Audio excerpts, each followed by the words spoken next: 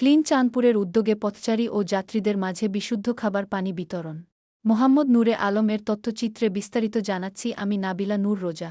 চাঁদপুর শহরের জজ কোর্ট এলাকা ও চেয়ারম্যান ঘাটে পথচারী এবং বিভিন্ন যানবাহনের যাত্রীদের মাঝে বিশুদ্ধ খাবার পানি বিতরণ করেছে স্বেচ্ছাসেবী সংগঠন ক্লিন চাঁদপুর।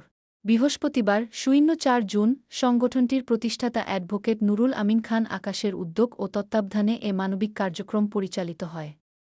প্রচণ্ড গরমে জনদুর্ভোগ লাঘবের লক্ষ্যে পথচারী, শ্রমজীবী মানুষ এবং যাত্রীদের মাঝে বিশুদ্ধ খাবার পানি বিতরণ করেন ক্লিন চাঁদপুরের সদস্যরা।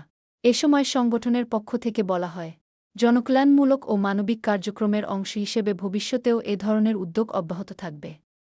স্থানীয়রা ক্লিন চাঁদপুরের এ মহতী উদ্যোগকে স্বাগত জানান এবং সংগঠনটির প্রশংসা করেন।